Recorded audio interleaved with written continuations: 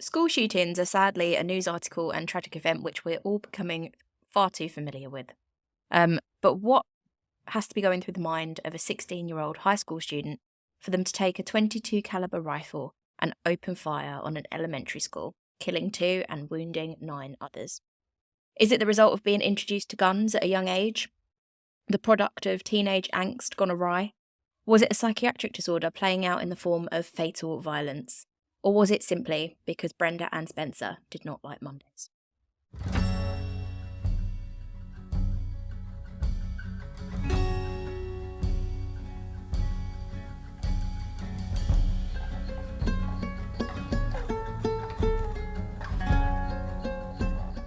Welcome, fellow creeps, to this week's episode of Horror House. My name is Amy.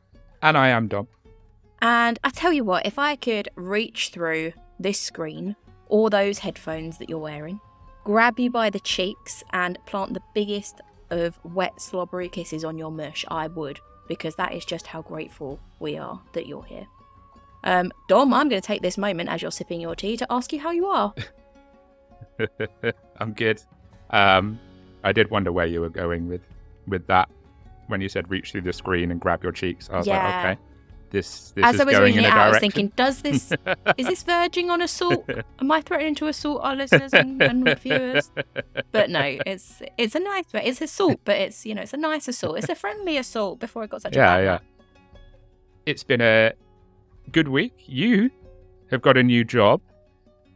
Ha ha ha. I have got a new job. Although, yes, if you Amy do work has with a me, new I job. don't believe it's public knowledge yet, so shh, don't tell anyone. Yes, I have got a new job. It's very exciting. I will be starting it in January, so yeah, it's good. It's good. Yes, it's a hell of a stress off. Because believe it or not, good news. Viewers and listeners, this is not our full-time job. We actually have full-time jobs as well as doing this. We're just so dedicated to bringing you quality content that we decide to work essentially 2 full-time jobs in order to do it. Yes, absolutely. Unfortunately, I don't get paid to sit around and record a podcast. As much as I would like nice. that, I don't have as exciting news in the world of Dom as a new job. I have outlined a few new episodes that we are very much looking forward to talking about. We were talking about it before we turned the mics on. So that's very exciting. Little sneak peek behind the scenes of how it works over at Horror House. Dom is incredibly prepared and has 2 or 3 episodes planned in advance. I plan my episodes usually on the day that we record them. And I have this long list in my head of things that I'd like to cover. But in terms of actually sitting down and doing the work and outlining them, it tends to be last minute. So if it sounds rushed, it's usually because it is. But I've got ADHD, so I'm allowed. To be honest, it's fine. Playing the ADHD card, nice. Yes, I have to. It was undiagnosed for a very long time. Now that I've got it, allow me to play it. I mean, to be honest, I don't know if that is more. I don't really have a life outside of the show. that looked really horrible. I'm just sitting here yeah, no, you're right, you don't. But to be fair, I don't really either. So yeah, I spend the free time that I do have generally just staring into the abyss, questioning my life choices, and that takes up a good chunk of my time. So I do that a lot, and then immediately panic on the morning of recording and think, shit, I need to outline something. And I pluck one of the random ideas that I've had floating around in my head, for months, that I could have done months ago, but didn't because I was staring into the abyss. And I very quickly write down an outline, and then I hit record, and here we are. But you still smash it. Wing and a prayer. It kind of reminds me of my uni days and my good habits of starting a 2,000-word essay 48 hours before it's due and still ending up with a 2-1 somehow. Yeah. Hey. Show off. Whatever. Calm yourself. Diamonds are made under pressure. Exactly. Do you know what? We're just constantly coming up with new merch over here, and that would be perfect. Diamonds are made under pressure, and serial killers are the result of childhood abuse. Yeah. Speaking of school, in a very roundabout way, Dom, what do you know about Brenda Ann Spencer. Brenda. Do you know anything about her? One, I do realise that was a very strange segue into this episode. Thank you. And two, I don't know anything about this woman. In Good. fact, I told you when we were messaging last night, I legit stared at that photo on the teaser post for a good few minutes very intently, Yeah. and I got nothing. So see, I was quite careful with the teaser post, because if I'd have posted a picture of her at the age when she committed the crime, I think it would have been really obvious. I think she's more recognisable then, so I didn't. It was quite strategic. So I'm glad that kind of worked. But she is essentially, well, she's literally been described in a documentary that is on Amazon called I Don't Like Mondays. So if you are short for things to do after you listen to this, go check it out. It's really good. But she's been described as the grandmother of school shooters, because we're talking like 20 years before Columbine is when this event took place. Wow. So she's very much, I was going to say ahead of the curve, but not in a good way. Like, she kickstarted something that is not a good thing to kickstart. Yeah.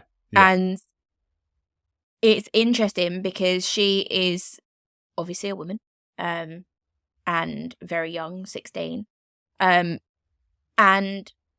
just a little statistic that I pulled out of the interwebs. Okay. This took place in 1979, but between 1982 and 2023, I don't know why I said it like that. That's a really weird way of saying it.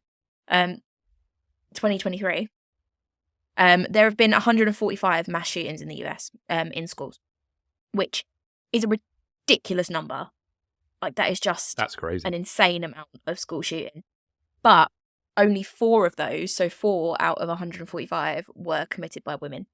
So she really was like the first of a bad curve. So I just thought I'd chuck that in before we get too far into the case. Yeah. Just bear that in mind as we go through. She kickstarted something, like you say, that didn't really need to be kickstarted. It's not a good thing and look, I don't be the grandmother of. No. And I mean, look, I don't like Mondays, but there are other ways that you can express your distaste for Mondays. Exactly that. On that note, and seeing as it's Wednesday, shall we dive in? Yes. Delightful. Brenda Ann Spencer was born on the 3rd of April 1962 to parents Dot and Wallace Spencer. She lived in relative poverty with her father, Wallace, after her parents had divorced, and their home was located opposite the Grover Cleveland Elementary School. Their living conditions were incredibly far from adequate, as Brenda and her father both shared a single mattress on the living room floor. She also had 2 brothers who shared a room as well. Her father was an alcoholic, and the house was often found covered in empty bottles. Spencer would later claim, after her incarceration, spoiler alert, she gets incarcerated, shocker, that her father had abused her both sexually and violently, which her father completely denied. He's always denied that he ever hurt her in any way. Of course. By age 16, Brenda was described as a, quote, pretty crummy-looking young girl. By her classmates, she stood at about 5'2" and was quite underweight, and had a very, very long head of red hair and wore glasses. She also identifies herself as, quote, gay from birth. So wasn't necessarily going to be the most popular kid in school at the time. No. No, bless her. She's there's a lot going not going her way on the popularity contest front on that one. No. I'm going to say this now, before we get too far into her crimes. She as a 16-year-old, I personally think she's quite pretty. Like, she's not unattractive, but I think I'm assessing that based on today's standards of beauty. Like, I don't think that in this day and age people care as much if you wear glasses. Yes, I may be slightly biased in that particular area. But I don't think they care if you wear glasses. I don't think they care if you've got naturally red hair. In fact, quite a lot of people would love to have naturally red hair. Also, don't take from this anything biased. But, you know, it's not as bad as it used to be. And being tall, well, she's not that tall, but being, you know, quite skinny isn't a bad thing anymore. Whereas maybe in 1979, it wasn't seen as the greatest thing. So she was maybe bullied back then. Yeah. Maybe if she'd have been a 16-year-old in this day and age, not that I'm saying, you know, people with red hair don't still get bullied, but maybe it would have happened a little bit less. I don't know. Yeah. I don't think personally. Basically, all of that is a roundabout way of saying that I don't think she was particularly crummy looking, quote unquote. But, you know, who knows? She was a bit of a weirdo, so maybe that was why. Bit of an outcast. Yeah. And like you say, it was a different time. Very different time. You know, around there, you know, around that time, you know, if you had glasses, you probably would be bullied a bit. If you looked a certain way, you probably would be bullied a bit. So. Yeah, exactly that. She was a keen photographer and showed promise in this area. She actually won first prize in a Humane Society photography competition. However, despite her talent, sort of artistic talent in that area, she was generally pretty uninterested in school. She didn't really like any other subjects. She attended Patrick Henry High School, where she was often found to be dozing off to sleep during her classes. One of her teachers said that he quite often had to wake her up in the middle of a lesson. It was found out much later in her life, again after her incarceration, during medical testing, that she actually had an injury to the frontal lobe of her brain that was potentially causing her to fall asleep. It gave her epilepsy, which they were aware of, but they hadn't done a lot of research in terms of what else that might cause. And it turns out that, you know, falling asleep at times you don't want to be falling asleep could have been due to that as well. That injury was as a result of a bicycle accident some years earlier. Neighbours claimed that Spencer had a history of petty theft, of drug abuse, and of truancy. She was often seen in the neighbourhood causing trouble, generally not being a very good girl. In early 1978, staff at a facility for problem pupils, which Spencer had been referred to due to her truancy from normal school, informed her parents that they suspected that she was suicidal. That summer, Spencer was arrested for shooting out the windows of the Cleveland Elementary School, so the elementary school across the street. She shot the windows of that school with a BB gun, and took some things from inside the window, so she was referred for burglary as well.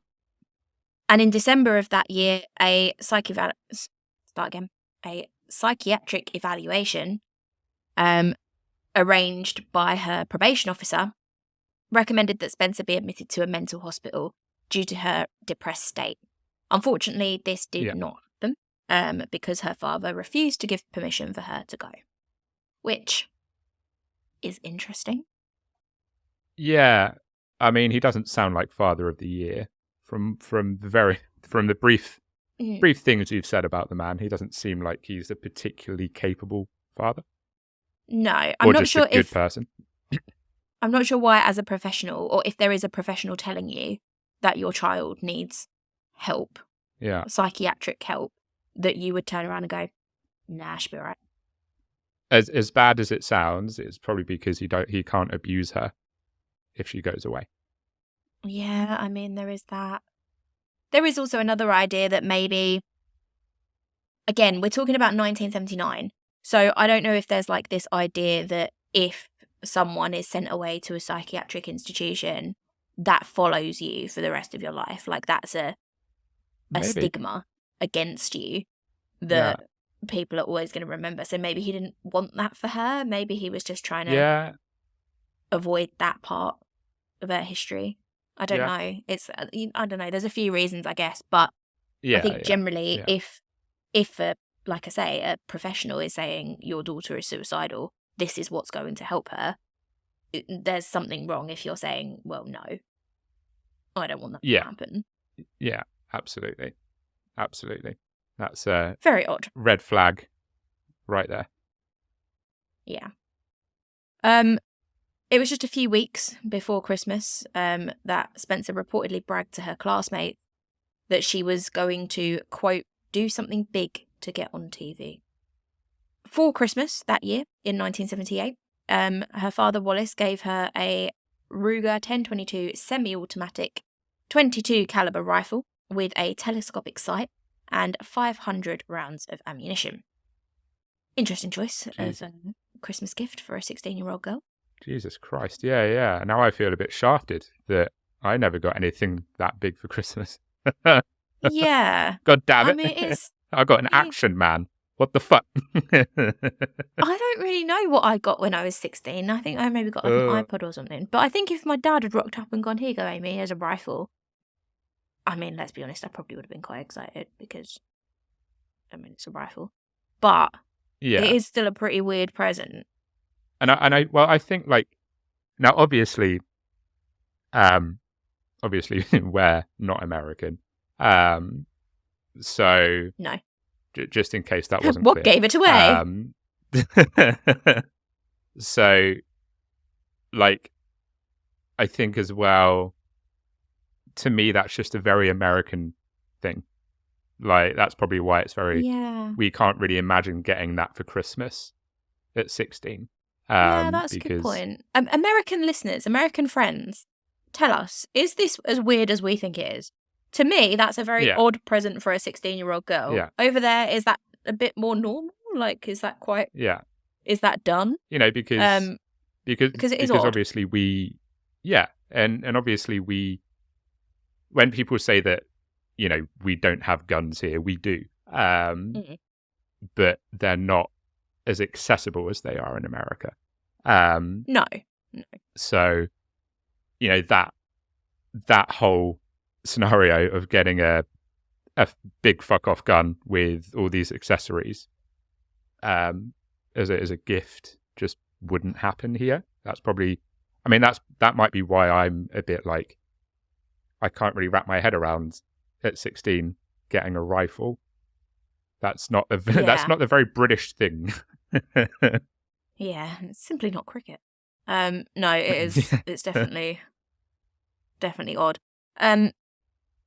I think it came as a bit of a shock to Brenda as well. Spencer later said, quote, I asked for a radio and he bought me a gun. When asked why he might have done that, she answered, quote, I felt like he wanted me to kill myself. Well, you can't do that with a radio, so this is awkward. No, that is true. I mean, you probably could do it with a radio, to be fair. For all we know, that could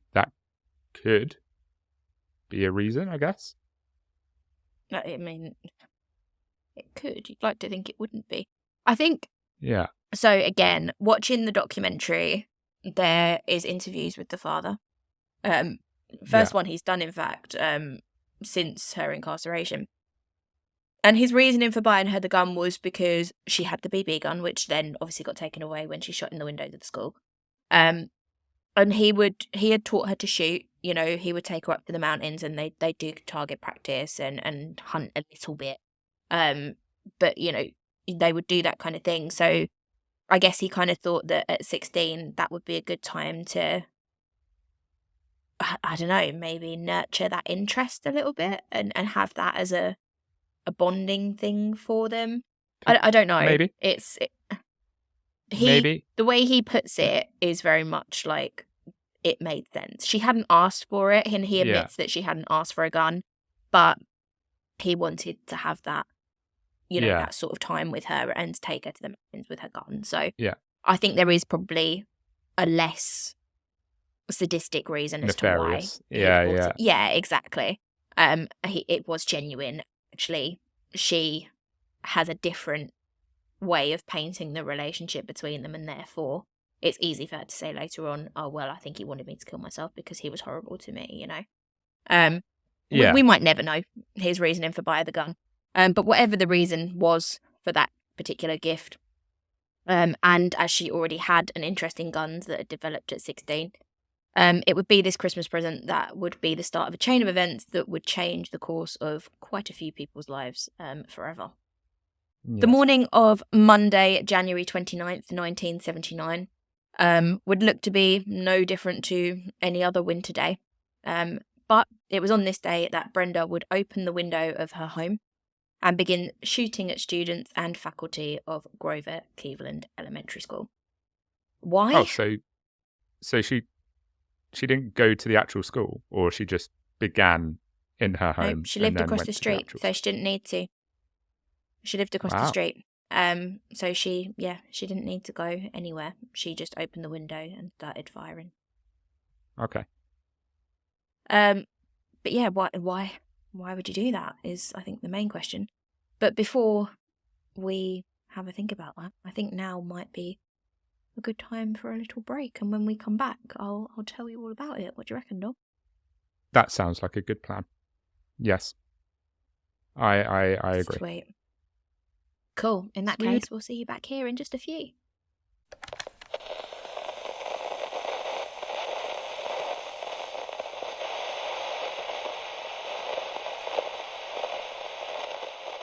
Welcome back, and thank you for joining us for part 2 of this rather shocking tale. Dom, how are you doing? Have you finished your tea? Are you comfortable? Is everything okay with you? I mean, if I had a better chair, I'd be more comfortable. There's a reason why I've got 2 pillows, because one, I've got no bum, so I've got no cushion there. So I'm having to soften it a little bit with some pillows. But I have drunk my tea, so that's not cold. So yeah, That's good news. Sorry, I That is good think there news. has been a mistake. I did just ask that out of politeness. I didn't really care. But okay, I'm glad everything's good on your side. Well, you should remember that I'm the one who edits the episode. Yeah, it's true. And that's why everyone hates. I thought you were going to be like, that's why the episodes aren't as good as they should be. I thought you were going to be really horrible with that. No, that's why everyone despises me. That's why Deborah's grinding my gears in the comments. Yeah. I go out of my way to make Amy sound horrendous and make myself sound amazing, just so Deborah can have a little pop. Well, joke's on you, because I make myself sound horrendous all the time. Yeah, she doesn't need me to help with that. I'm a fuck up all on my own. Shall For we the talk record, about listeners, I don't think Amy's horrendous. I'm only grinding out gears. Thank you. I'm not horrendous. I'm just subpar. Anyway. So, Brenda is having not a good day. She has opened her window and done something that, I don't even know why you would do something like that. But the date is Monday, the 29th of January. And Brenda has begun shooting at adults and children alike at the elementary school across the street. She shot at people as they were waiting for Principal Burton Ragg to open the school gates. So obviously they were all standing outside the front of the school, which was directly in front of her home. She injured 8 children. The first one being 9-year-old Cam Miller, who she later said she targeted first because he had committed just the worst crime you could possibly think of, which was wearing her favourite colour. He had a shirt on that was her favourite colour. It was blue. That was her favourite colour, so she shot him first. Okay, that sounds reasonable. Yeah. We're talking about a completely 100% sane person here, clearly, if that's the case. Absolutely. A 9-year-old, just to, really have that home. Spencer shot and killed Principal Ragg as he and teacher Darryl Barnes tried to help children the way. She also killed 56-year-old custodian Mike Sucher, I think is how you say his second name, as he tried to pull a student to safety. The first responder on scene, a 28-year-old police officer called Robert Robb, had responded to the call and was also injured during the incident. He was shot in the neck, and he did survive, but obviously wasn't ever working as a policeman again. So, yeah, basically had his career ruined as a result of it. As more police arrived on the scene, as they very quickly did, considering, action was needed to prevent further casualties. Police, rather quick-thinkingly, commandeered a nearby garbage truck, which was driven into Spencer's line of fire parked on the street between her house and the school. And that alone was the only thing that stopped her from shooting. Obviously, you can't shoot through a garbage truck, so the children were being evacuated from the back of the school while she essentially had a garbage truck put in her line of fire. All in all, the shooting spree itself lasted 16 minutes, but killed 2 men and wounded the people, 8 of whom were school children. Yeah. A relatively quick shooting spree in comparison to some others, but the following siege of her home had only just begun. Spencer barricaded herself in her home and quite quickly found herself surrounded by SWAT teams and emergency negotiators. Obviously, she was still armed and no one had any idea how much ammunition she had, so they couldn't take the risk of entering the property. Even though she had no hostages, they obviously didn't want her to injure herself, so negotiators were employed. While barricaded in the house, a reporter from the San Diego Union Tribune, who had been randomly dialing numbers in the neighborhood when he heard about the incident, managed to get through to Spencer on the phone by somehow randomly getting her number right. He spoke to her for a bit, and she told him that she had shot at the school and adults because, quote, "I don't like Mondays. This livens up the day." Which I think is arguably now the quote that she's most remembered for. Also, just a side note, right? I used to be a journalist, and that technique is fucking genius. Of just hitting random numbers until... Randomly dialing numbers that were associated with that street until you got through to the right house. I mean, it is... Yeah, no, it is, to be fair. That is some good quick thinking. You want the exclusive? Yeah, absolutely. That's pretty fucking exclusive. Yeah. And for him, relatively safe. Not for her. She might have turned the gun on herself when she realised she was speaking to a reporter. Or she could have done something terrible. It was incredibly irresponsible. Yeah. But for him, pretty safe. Like, all you're going to do is talk to her on the phone, and you might get what ended up being the quote that pretty much sums up this case from it. Yeah. And you've done it because you randomly dialed the right number. Yeah. That's a pretty crazy quote as well. Like, absolutely. And, you know, like I said, I hadn't heard of this case. I didn't recognize the photo. I didn't realize that the song was, you know, sort of inspired by this quote. Yeah. And we'll get onto the song in a minute. Yeah.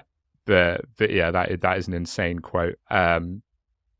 It just so casual as well. Just like, Mondays are boring, so I did this just to spice it up a little bit. Like, that's insane. It's also pretty much the only reason she gave, has ever given, really. She's not ever tried to explain her actions any further. Yeah. She's gone as far as to say things like, "I don't even remember it happening. I think I was blacked out. I think it was the product of drinking alongside epilepsy medication." She's given a lot of different reasons as to, I guess, more how it happened, but nothing in terms of why particularly. It's literally just, I don't know, Mondays, and all she's really ever said about it, which is pretty, you know, terrifying when you boil it down to that. Yeah, absolutely. When the police asked why the school, she went on to tell the negotiators that the kids and adults outside the school were easy targets, and were in her line of sight and therefore easy to shoot. Despite her threats to, quote, "come out shooting," Spencer did eventually surrender peacefully, reportedly after being promised by negotiators a Burger King meal. So there you go, power of Burger King is ending siege situations. See, I'm pretty sure I've heard Burger King being used before, as like either someone said that they wanted to like go past Burger King, I like, think you might be you know, right. I'm pretty sure that has come up somewhere, because I'm sure I remember either watching something about true crime case or listening to a podcast about a certain case, and they mentioned See, like the cops went to Burger King on their way to the police station or something around those lines. in my head, and this could be completely wrong, so if anyone's particularly up on this documentary and knows that I'm being either right or wrong, let me know. But I'm pretty sure they got Brendan Dassey, you know, from Making a Murderer, the Stephen Avery case. I'm sure there was something about Burger King with him, that they bought him a Burger King and he like confessed partially while eating. I'm sure there was something like that. To be honest, that might be. I might have completely made that up. I might have completely made it up. It's but apparently the confession getting, siege ending fast food chain of choice is Burger King, in case you're ever in that situation, which hopefully none of you will be. But grab yourself a Whopper because a siege is going down. I was about to say she just wanted a double cheese XL. That's what she wanted. She wanted a. Now. I do like Burger King. So many Lord. times we'll do an episode. So good. And I'll come out of it, considering what we talk about, which sometimes is like mutilated bodies, like, you know, necrophilia. Some of the stuff we talk about is absolutely disgusting. And nearly every time we finish recording an episode, I'm like, I really fancy this. And it turns out to be like Burger King or KFC. Yeah. Yeah. Which is concerning, really, isn't it? Quite often we'll stop recording and we'll both be like, man, I really fancy like a box of nuggies and a cheeseburger. I don't think anything compares to the time we were talking about, I forget his name, but the acid bath killer. And we were talking about how he made like the sludge out of the bodies with the acid, and it would just go to like this sludgy thing. And there's me sipping on like a bright red smoothie at the time.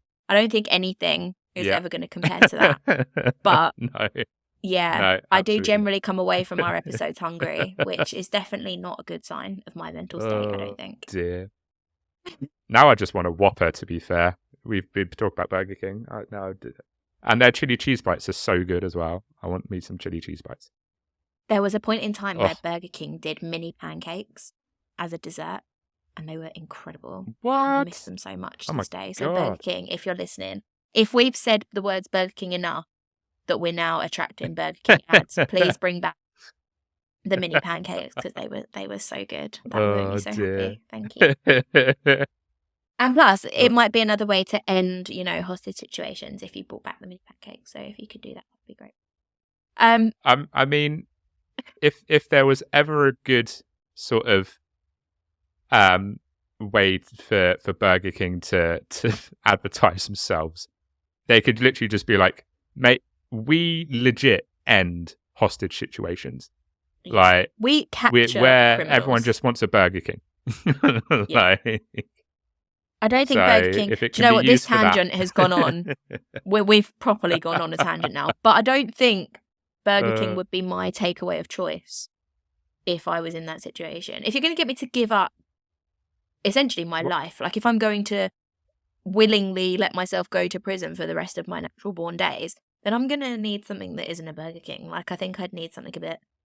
Unless it was a Burger King off of Channing Tatum's dick, I don't think it's going to, you know, do anything for me. Jesus. And even then, I'd still consider it, you know? Yeah. I mean, put some onion rings on there, and now we're talking. Let's talk. You know, send him in, and then I'll come out. With the what would be your takeaway of choice then? I know that we're drawing this out now, but now I'm intrigued. We are drawing this out. What would it be? I mean, it's no secret that I love pizza. So potentially that, but then I don't know, a Nando's. I think maybe a Nando's. Okay, yeah. And Nando's might be No? a siege breaker for me. Okay. I get that. I fucking Dunno, it love depends on the the situation, Domino's doesn't it? cookies. It Oh, does. But like the Domino's cookies, they could be a siege breaker for me. If someone was like, I've got you 2 boxes of Domino's cookies, I would be like, okay, let's interesting. discuss. Let's talk. I think it also entirely depends on how hungry you are. That's fair. We have analysed That's this quite enough now. This tangent should now be drawn to a close. So, on that note, due to the Burger King,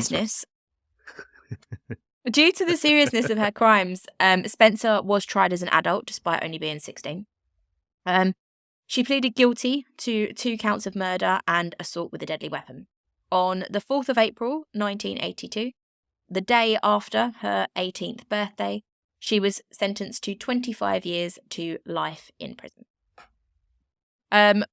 While she was in prison, she, as I mentioned earlier, was diagnosed with epilepsy and received medication to treat that alongside medication to treat depression, which again she was diagnosed with as she had been previously. Under the terms of her sentencing, Spencer became eligible for hearings to consider her suitability for parole in 1993. Since that point, she's had many parole hearings. They're pretty regular, but thus far has not been successful. At her first hearing in 1993, Spencer said that she hoped police would shoot her during the course of the siege, or that they would have reason to shoot her, and that she had been a user of alcohol and drugs at the time of the crime. Although the results of the drug tests done when she was taken into custody had been negative. There was no drugs or alcohol in her system at the time, despite her saying later that that was the reason that she'd done it, because she was hallucinating. Okay. Obviously, 1993 parole hearing was denied. At a 2001 parole hearing, Spencer claimed that her father, at this point, this was when the allegations of abuse came out. So she claimed that her father had been subjected her to beatings and sexual abuse. And she just hadn't told anyone up until this point. You know, she hadn't had the sort of courage to be able to do it. And that was one of the things that she was undergoing at the time of the shooting. Her father has always denied this. He, particularly in this documentary, Days on Amazon, again, not sponsored, but he goes into detail about how that just wasn't true. They told him that she had said it during her parole hearing, and he is visibly shocked that it had, come from her. So it's a difficult one because you never really know what goes on behind closed doors, but I don't necessarily think. If you had to ask me my opinion based on the 2 sides of the story, my opinion would be that she was maybe saying it in the hope that it would grant her parole. I don't think it necessarily was the case. He fought to have custody of her and her 2 brothers, and tried his best to raise them. So I don't really know. That being said, Dom, because what are we over here at Horror House if we don't have a little bit of scandal? I will give you said bit of scandal. There is reason to believe that Wallace Spencer preferred a younger lady.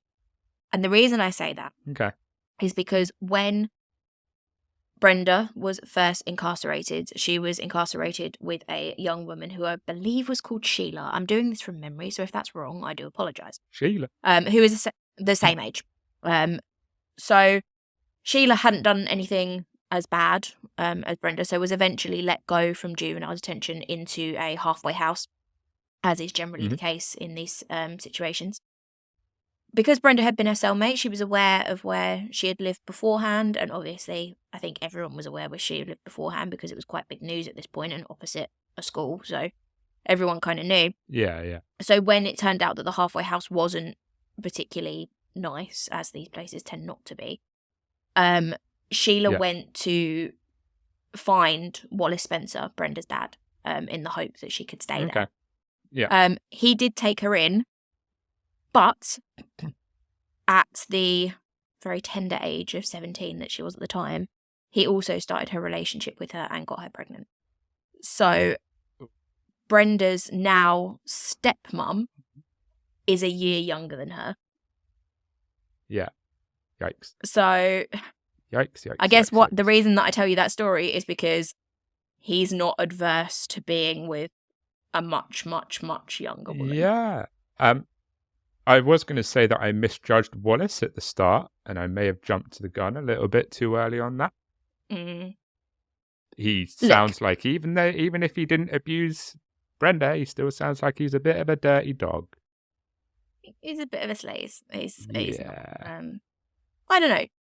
Make up your own mind. As I say, if you do get a chance to go and watch this documentary, have a little look at it. It's a good one. It covers the story really well. And they do speak to both parents. They speak to the families of the victims. It's a good in-depth documentary. And make up your own mind. Personally, I think something fishy might have been going on, but I don't think it would have been enough for her to, flip that switch in her mind that you shoot elementary school children. Yeah.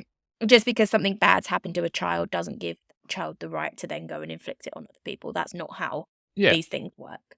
But form your own opinions. It's not up to me to influence you in any type of way. The parole board said that as she had previously not mentioned anything about these allegations at any point, during the interview process, during previous parole hearings, at which point she'd had quite a few, he doubted their veracity. So, again, parole was denied. In 2005, a San Diego district attorney cited an incident of self-harm from 4 years earlier, when Spencer's girlfriend was released from jail. And he cited that because he said that it showed that Spencer was psychotic and unfit to be released. That particular incident of self-harm included Spencer scratching the words courage and pride into her own skin in runes. However, she did later correct that in a parole hearing, saying that although she had carved 2 words into her chest, the words were actually unforgiven and alone, not courage and pride. Not that I think it particularly matters when you're carving runic words into your own chest with a hot paper clip. Ooh. Ouch. Yeah, I don't think it matters. In 2009, the board again refused her application for parole, and ruled that it would be 10 years before she would be considered again. In August 2022, Spencer and the Board of Parole Hearings agreed that she was not suitable for parole and that she would not be eligible for another hearing for another 3 years as a result of this parole suitability denial. So she remains imprisoned currently in the California Institution for Women in Chino, and her next opportunity for a parole hearing will be next year in 2025. I haven't done the math, but I think that will make her 46-ish. I don't know. That might be wrong. But yeah, she's obviously a lot older. So go on. How many... Because I don't know, how many parole hearings can you have before you exhaust all of your parole hearings? Surely she must be close to, using up all of her sort of chances now. I don't know if there is a limit. I mean, she was sentenced to 25 to life. And she's very much serving the life part of now. But I think the whole point of having parole hearings is looking at your ability to be back in public and to be back as a meaningful part of society. So again, I keep referring to this documentary, but that's where I got a lot of my research. You see her in one of her parole hearings, the cameras get to go into it, and she talks about how she's learned to drive a forklift and she's trying to get sort of practical skills that she can use in the real world so that she can get a job.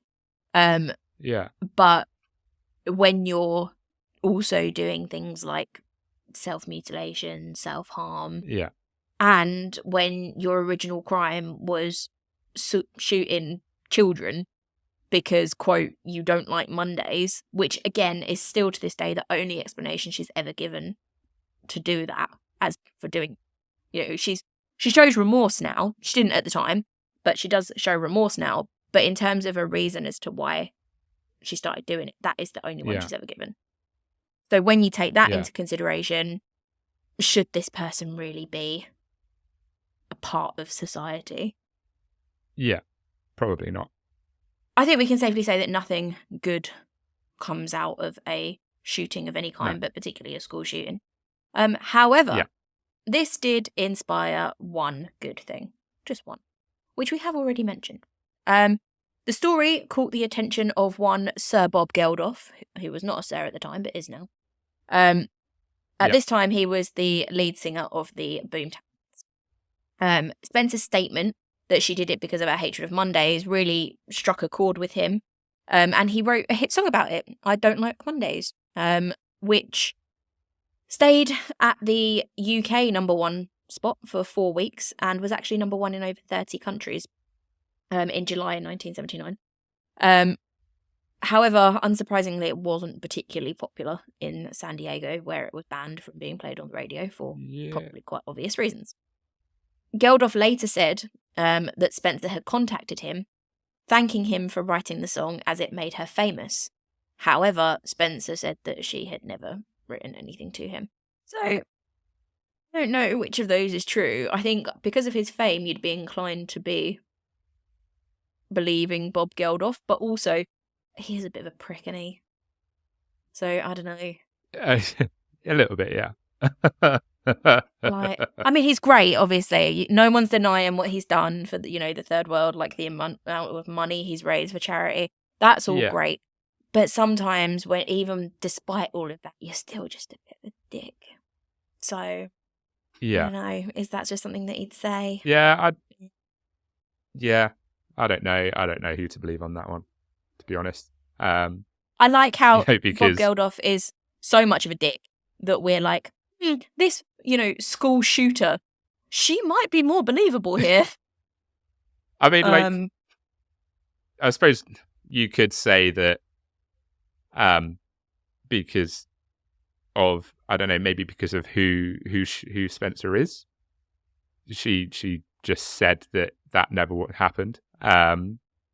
Maybe. Whereas maybe a musician is more believable. I don't know. I don't know. Who knows? But go back and listen to the song. I Don't Like Mondays by the Boomtown Rats.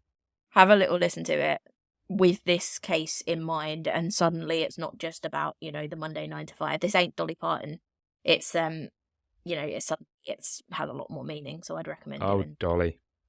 Absolute. But that is the case of the Grover Cleveland school shooting and of Brenda. Dom, give us your thoughts. What do you think about this case? It was an interesting one to listen to. A little bit different to episodes that we've normally done. Obviously, this is the first sort of episode that's centered around a school shooting that we've ever done. So, it was different, but it was very interesting. One that I'd never heard about, and I didn't know that sort of this happened before.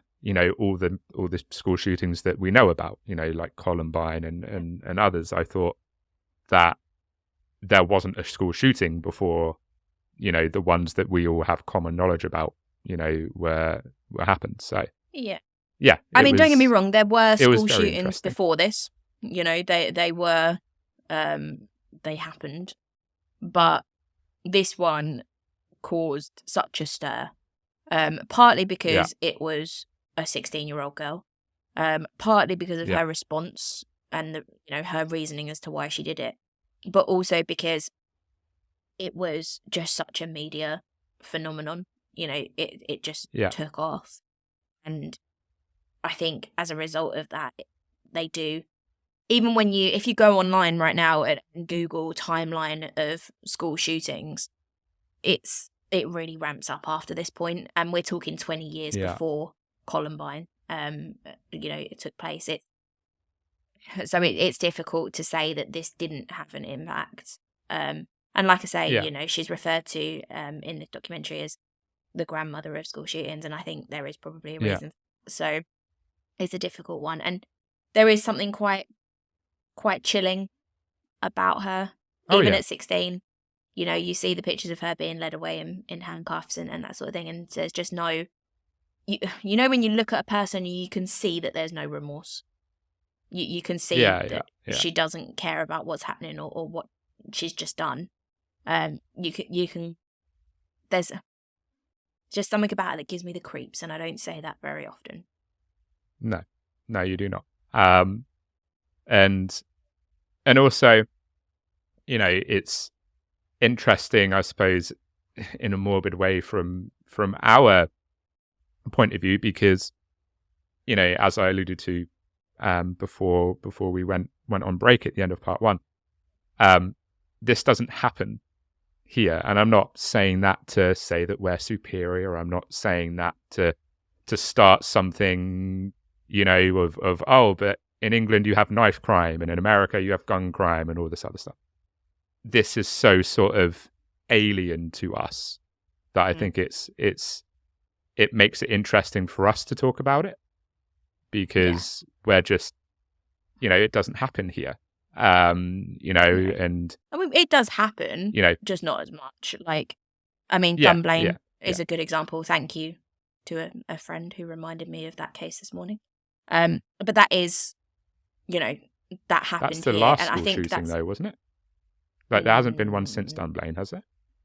Definitely not in as big of a scale, I don't think. I think Dunblane killed about 19, which for us over here was huge.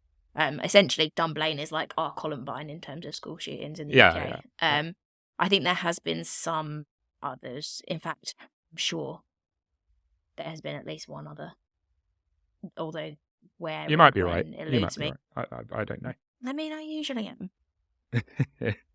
But I'm referring to me. It's UK cases, so we're deferring to me on it. But I'm pretty sure there has been one since then. But I don't think it's. Yeah. In my head, It's I've got there was another one and it killed 8. But I can't remember which one it was. So if you know, tell us in the comment. But it's but definitely it's just not common that we here, hear is it? about a lot over here. It's not. Yeah, exactly. And gun crime isn't as common over here. It's just the case. No. It's just harder to have and own a gun in the UK. Yeah. And that's as simple as it is. Whether that's right or and wrong. Dunblane we're not talking about that. What we're talking about is the fact that it's just harder to commit gun crime here. Knife crime is huge here because knives aren't as difficult to get hold of. But gun crime is considerably lower.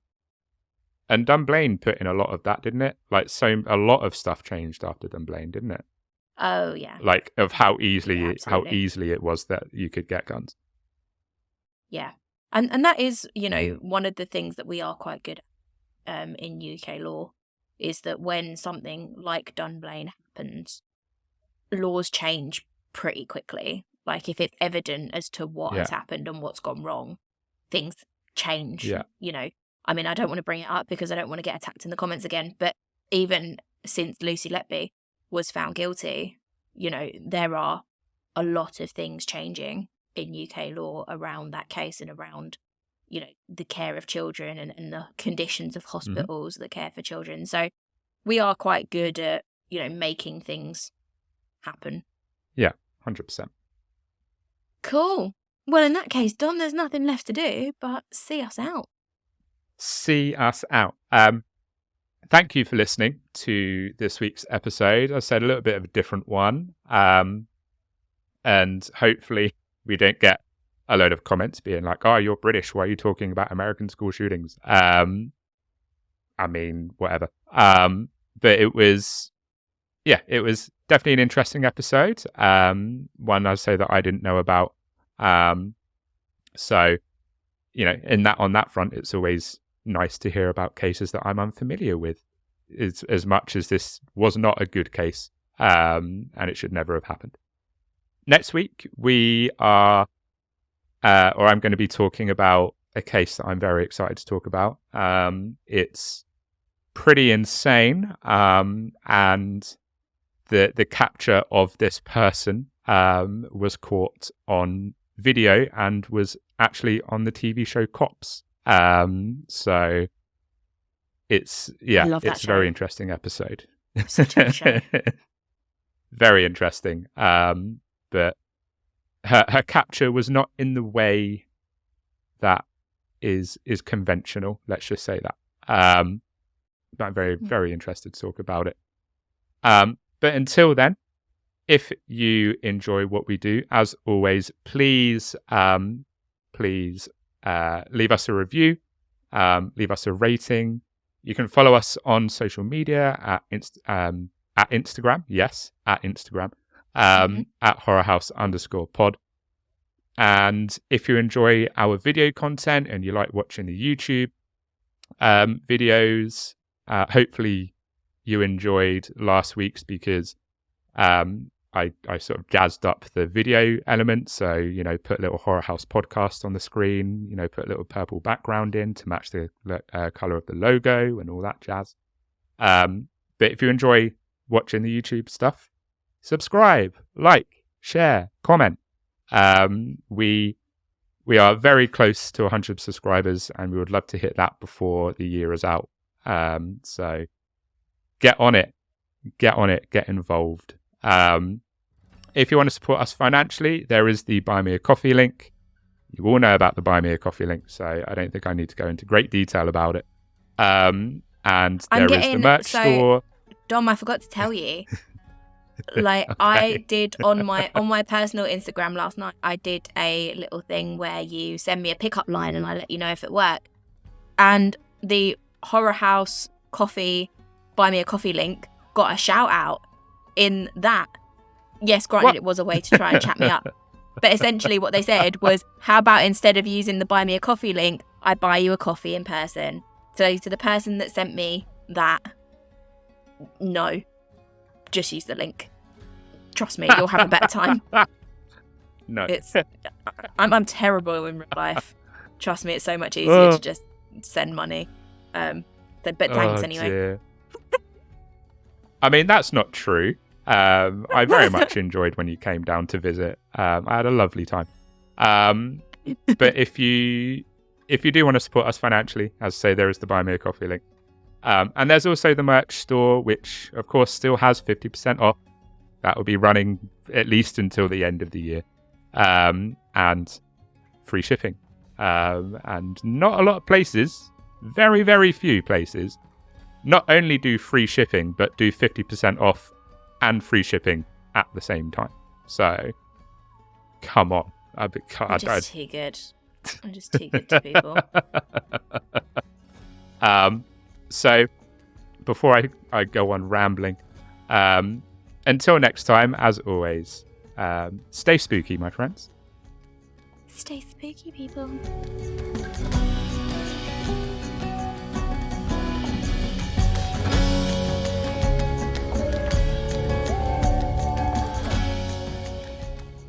Oh, I mentioned Lucy Letby. I'm basically going to get crucified again.